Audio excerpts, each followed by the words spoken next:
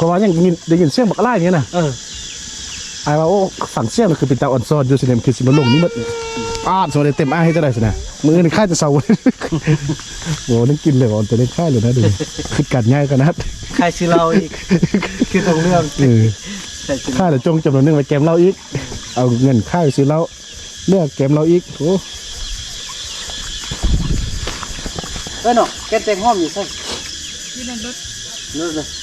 พอเกี่ยมเริ่มฤดูแล้วจะปุ๊บขึ้นตัวนี้เอาข้าวตัวนี้อันนั้นไม่เป็นปุ๊บอันนี้แท้ปุ๊บเรามีค้างเก้านี่เราก็ซอกเนี่ยเป็นเครือมาปุ๊บเขาแหละมักฝักมักบนนี่ปุ๊บไปแม่เลยขาดเก้าเดี๋ยวปุ๊บขึ้นเลย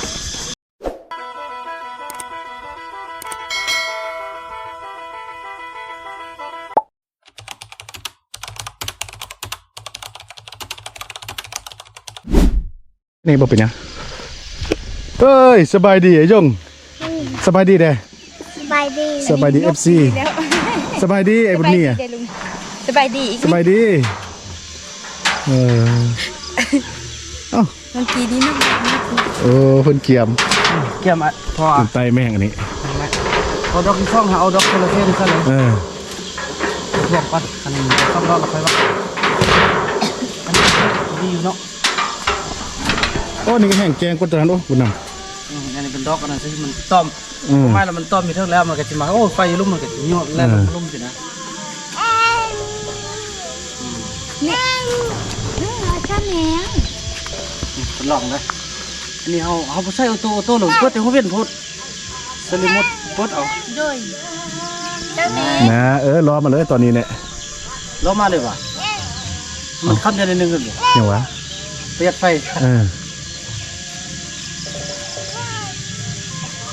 ถ้ามันจะเป็นตกดินมันก็เนาะถ้าไม่ใช่ออโต้นี่พุทธเราได้หนินะเด็กมันอันนี้กับบริษัทนี้กันเนาะก็แกตีโอ้มันคนละเซนเซอร์ตีคนละเนื้อเนาะอายุมันครับเปิดน้ำมาใส่มันนี่จะคู่นึงก็ได้โดยพอไปเปิดนึงว่าที่แต่แรงงานเด็กคุณนึงก็ได้พอทำไตออกก็ซื้อโอ้ไตเนี่ยจริงๆก็ได้เราเข้าชนิดเติมอีกครั้งดูเราเบิ่งก่อนตัวนี้มันจะได้ดีป่ะ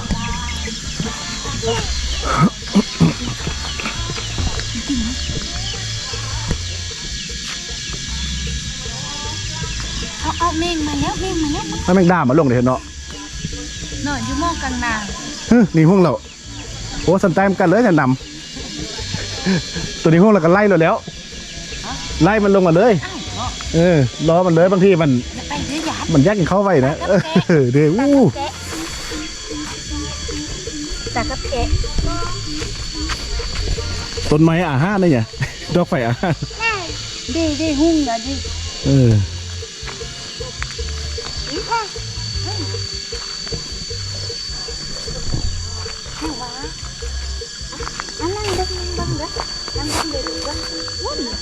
แต่มาแทนมันสิมืดได้ๆพุ่นเนี่ยมีต้มเก็บ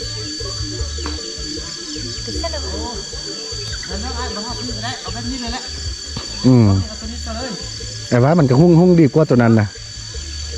มีแต่ว่าเบิ่งสิปรับมุมมันเต็มบอกเรียกว่าสไลด์นะมุมตัวรูปนี้นะเบิ่งอะไรเลือกให้มันเลยบนตัวนี้ก็น่าจะโอเคแหละเรียกปรับหักลงไปนึงวะนี่นะบ่หักลงลุ่มนะตอนนี้วะ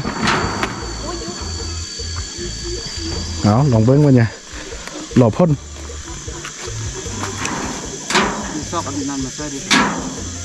เรียกมาก็จะมีมะต้อมนี่โอ้เสร็จดีๆก็นี่แล้วก็เสร็จเสร็จอะไรนะเสร็จยังเสร็จแล้วมันเสร็จไปยุบบอลกูได้ที่แน่ปนี้ขนาดได้เลยโอเคบาทเขาเหล่านี้ขันตัวเดินใกล้เอามานเอาพี่กะเลาะเก็บเอาโอ้มันมีเพื่อนเหรอลองบ้างมือแรกที่มันบ่ขันบ่ม่านกะรอ2-3 มือกะเริ่มแหละดูส่งเลยเด้อแมงดาเขาจาก มือละ10 คู่10 คู่เลยกันเอาแล้วนะคู่ละ100 บาทได้ เดี๋ยวค่ายอีก เออ อย่ามาเลยค่าย เพราะแมงดาเนี่ยมันเป็นกินดอก ค่ายจังเดียว เนาะ ไปซื้อซีนมากินดีก่อน เนาะ เออ คู่เท่าไหร่ละดูดิ อ้าว คู่ละ ตอนเอาก็ยังว่าคือว่า50,000นะคันมีตัวผู้ตัวแม่นำนะ น่ะกันหูวิธีเลี้ยงเนาะเลี้ยงหน้าเนาะ อยู่ไทยเขาจะเลี้ยงบ่อย่างเลี้ยงเขาสิยากตัวเขาเอา5 หน้า5 เดียวนี่ก็เลี้ยงกันได้แล้วเขาเฮ็ดอันน่ะนำระบบนำนะผิดสปริงเกอร์ตลอดแล้วมันจะหัวมันยามฝนแล้วมันจะไข่ดูดแล้วเกิดบ่กระดูดเกิดบ่กระไล่ตัวแต่อยากให้เบิ่ง YouTube ตึ้มมันเนี่ย เนาะปัจจัยตัวนี้เนี่ยยากอะ ค่อยเฮ็ดไปทีละอัน เฮ้ยใช่ได้ นี่ก็เป็นเกษตรครบวงจรอยู่นี่ซะแล้วว่ะเดี๋ยวนี้กำลังฮิตกันอยู่ไสเนี่ยน่ะเลี้ยงอันนั้นเลี้ยงอ้น เออ ตัวหนึง2 ล้านปลาย3 ล้านได้ โอ้โถนี่ อันตัวเกิดมาพอหันไปหันนั้นครูหนึงหัน3 ล้านฮะ มันกินแต่ไม่ป้องมันนะซื้อก็เนาะ นางไปปองเขาก็มีหัวอาหารหมูนี่นะให้กินนะเขาเกลือหัวอาหารหมูได้ให้มันตุยแล้วก็ไม่ปองไม่ได้เป็นหลักนะ อืม ไม่ปองมักแตงมักแครอทไม่ยังนี่กินมันน่ะ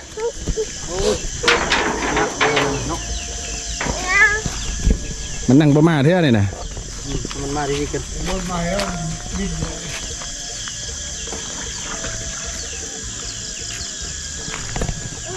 ยไอ้ย่องกับไอ้บุญมีไอ้ดอกกระห้อยไปเนี่ยกันเลย ไปบนดินไป ตั้งไว้เลย เปียก อันนี้บุญมีแต่ใส่ห้อยไปนี่เลย โธ่มึงเนาะตากับแกเนาะบ้าโธ่ โถมันมานเด้อบาทนี่ มันฟ้าบุมือดีเท่าเริ่มสลัวเลย แม่งจากจันเขาไปในป่านะแจ๊กสวด บุญกับมือแรกเอามานี่แล้ว มานี่หมดแหละเพราะว่ายังได้ยินเสียงบักไล่เนี่ยนะ ไอ้ว่าโอ้ฝั่งเสียงคือเป็นตาอ่อนซ้อนอยู่สิเนี่ยคือสิมาลงนี่มันโซนเต็มให้จะได้สินะมือหนึ่งค่ายจะเศร้าโหนึกกินเลยอ่อนจะเล่นค่ายเลยนะดูคือกัดง่ายกันนะ ใครชื่อเราอีกคือตรงเรื่อง ค่ายจะจงจำนวนนึงไปแกมเราอีกเอาเงินค่ายซื้อเราเลือกแกมเราอีกโอ้ เนาะแกแต่งห้อมอยู่ใช่ อยู่ในรถ เนื้อเลยพอเกี่ยมเริ่มฤดูแล้วสิพุกขึ้นตัวนี้เอาข้าวตัวนี้อันนั้นไม่เป็นพุก วันนั้นก็ไม่ อันนี้แท้ปุ๊บน้องมีค้างเก้านี่เราก็ซอกแนวเป็นเครือมาปุ๊บเขาแหละมาฝักมักบนนี่ปุ๊บไป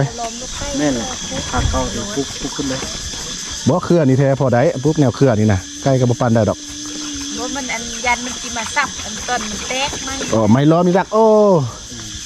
ไม่แตะไม่ไส้ในกับบตันเราแหละไม่ล้อมตอกไม่เลี่ยมๆซะมันกับบสับเลย เด้ยที่ม่านบ่ไอ้บุญมีมาเฝ้าแต่หัวแรงเลยม่านบ่ รอรุ่น แม่งนี้มันตอมกับยันคน เบิ่งเยอะคือแค่ดูเลย พวกแมงไม้พวกเกี่ยวกับคนได้ค่ะมันมาเหรอก็เบิ่งแมงเมาดิเขาอยู่อย่างนี้ต้มเต็ม มันแห้งมาก กิโลเนาะกิโลก็มากกว่า โอ้บิดมาหมด มาเมิด กิโลสิน้ำย่ำกิน อันนี้ นี้ก็ไตเอา ไส้ตาแมงเนี่ยมันเห็นดีแต่มันคือว่ามีอาหารอยู่นี่มันมาหมดแหละ มาฮอดอันนั้นน่ะมาฮอดที่เจียมพุ่นน่ะ จีเจียมมาโอ้มันมาพกกินอันแมงไม้นั่นโอ้ต้นน่ะมันฮูดิ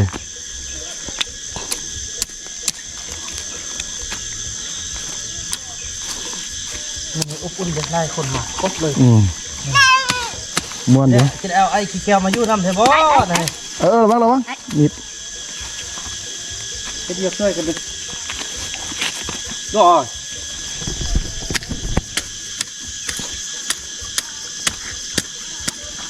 มันจะได้มาพุกเงินพี่ลังนึงว่ะ มาก็จะได้เอาเมียมานอนนำแล้วเว้ย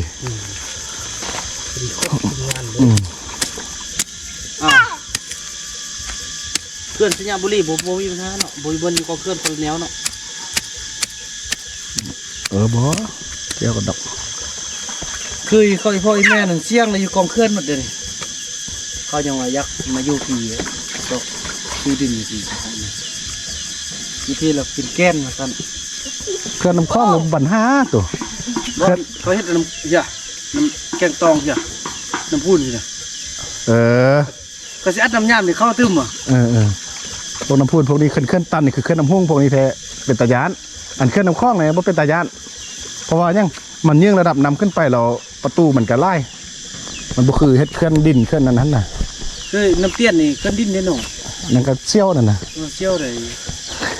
ลงมาในสัญญาณมีพ่นนอนก่อนนะ โอ้มันก็พี่แนว โลขึ้นมาขึ้นเลยเนาะจำเพียงอีก บัดนี้บรรดาคลองมันก็สิโหดำคลองนำไปหันตื้มมาเนี่ยเอาหมดแล้วขันล้วงมาเนี่ยเมื่อสัญญาบุรีจะไปเป็นเครื่องคนนะ เบิ่งแมงอันนี้มาต้มตักบ้าน แมงบุญมีมาต้อมก้อนเหรอ แมงบุญมี บุญมีมาต้มแมงที่เป็นบุไดสังคือ หายแมงบุญได้แมงบุญมีกับแมงบุญยง มีซ่องบุญซ้ำบุญอยู่นะเนี่ยเห็นบ่มาแล้วเนี่ยเห็นบ่เนี่ยนะตัวที่1เอาเกียมรุ่นมาสิได้บ่มาต้อมแล้วเมื่อกี้น่ะไปใช่หรอ มันไปเอินมู่มัน มันเป็นบกมูแล้วเนาะ โอ้แมงสู้มีดอกไฟอยู่เนี่ยก็สิ โอ้แสดงคนเสื้อก็สู้มาเบิ่งนั้นมาได้เมื่อกี้น่ะมาตัวนึงเหรอ จะได้มัน รอรุ่นด้วยมันเป็นตัวยังสิได้ตัวที่1 แม นี่ งอันแมงขนุนบ่วิดเนาะ โอ้ขนาดขนมบุวิดนี่แท้ซ้ำสกินแมงขนุนแหละ ห้ามเนื้อดมนะไม่ได้เกี่ยวมาก้อนดมก็ดม อายว่าบนโครงส่งนี่คือเป็นบนจิโร่กระตักกระเต้นแหละมาก้อนเนี่ยไหวนะพวกนี้นะหายก็ลืมทึกเลียกันสุ คุณมีพอโพดเด้อคุณมีเด้อ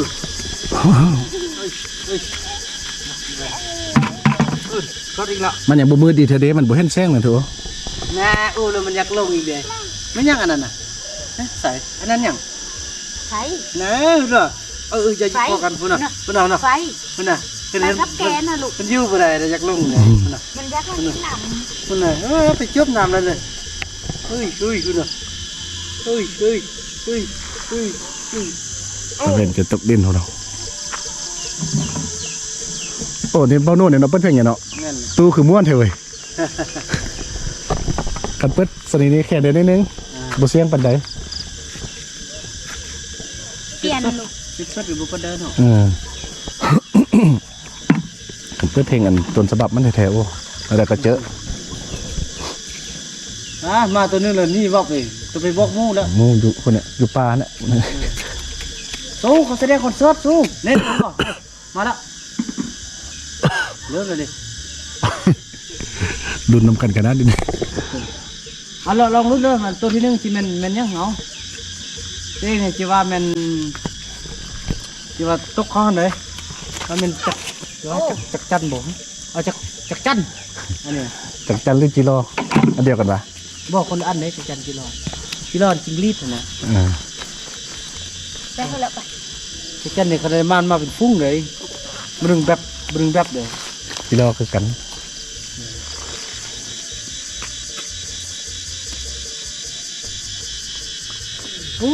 ไอเอ็กมาแล้วมาแล้วป้าเธอเหลื่อมงามขอบใจไอเอ็กเด้อเอาไปกินเลยจ้าก็พุดเดียวหนึ่งโอ้ใส่เทอร์โบยังเนาะนี่นะ เล่นเอาหนึ่ง นั่นว้า เดินอยู่พูดเลย เพื่อเราพบเบียเล่นได้ทุกอย่างไอ้พวกว่าได้เนาะ ไป ไปนะ นี่แหละพี่น้องเอ้ย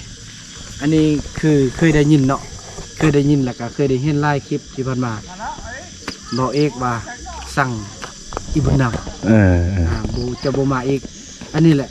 ความเขาจะเอาความสบายแล้วก็ความจริงใจแล้วก็เขาจะปล่อยวางทุกอย่างแล้วเขาจะคอย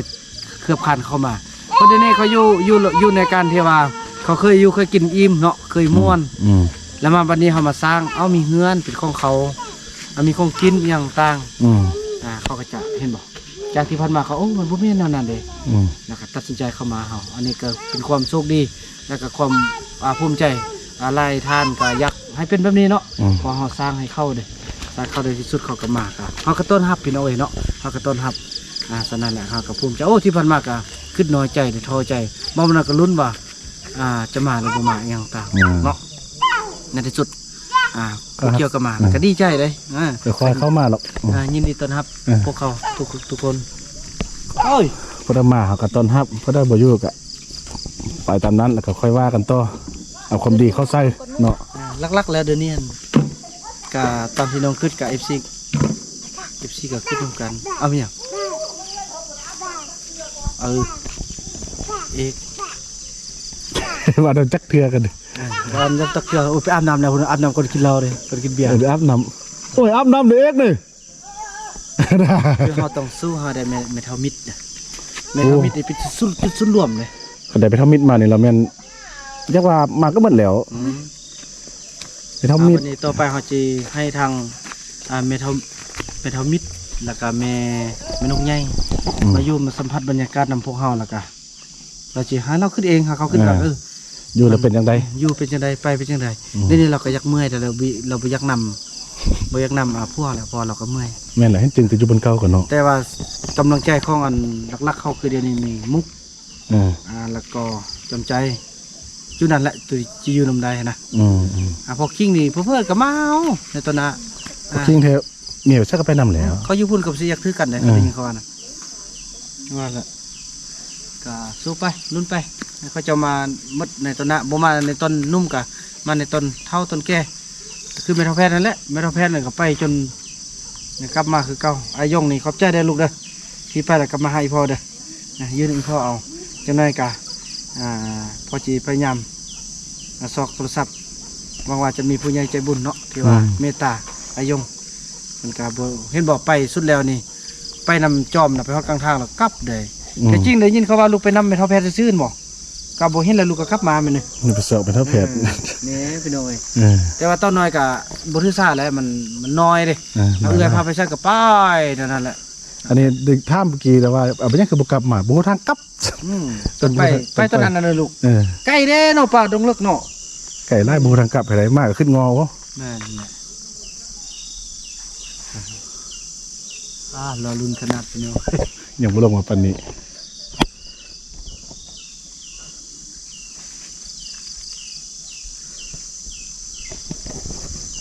เอาถ้ารุ่นต่อ ตัวนี้จะซับเอาจะซับว่ามันแมงลงนะเบิ้งวันนี้มันขับแซงเลื่อมวันนี้เหรอ ผู้เก็บเมื่อยนี่เลาะบุญมีไอ้ยงเกิดมากับบ่เคยเห็นอันเฮ็ดแบบนี้นะมันแมงมันบ่แบบมันเป็นอ่างผลิตอันแมงไม้นะลูกเป็นผลิตของกินก่อนนี่นะมันจะมาตกลงก็จับเอาไปคั่วกินมื้ออื่นบ่เชื่อหรือหาเบิ่งไว้ บ่เชื่อหาเบิ่งไว้ลูก หอบตอนแรกก็มัน ครับในนึงกับมาตอนนี้มันกำลังลุกอ้อยเมื่อยอย่างนะกำลังตื่น กำลังตื่น มันกำลังไปเอิ้นกันมา นี่ก็ปุกปักถึงจุดละบนหอวางไว้มันบ่มีต้นไม้มันก็ตกเนี่ยมันนะมันมีต้นไม้เราไปจับเต้บอมต้นไม้เลยอันนี้มันอันนี้แบบ ลูกบ่เคยเห็นจังซั่นน่ะ ว่า ถ้าเบิ่งลูกถ้าเบิ่ง หอคันบินไปคุณดิ บินมันคือกลับมาเพราะมันคิดฮอดดอกนี่นะคือไอ้ย่งแล้วไปนี่บ่แม่น บ่มาให้หรอกเอาทุกคนเอาท่าลุกเถาะลุ้นคลิปต่อไปเอา คลิปนี้สิจบก่อนลอยไม้โดนพนละ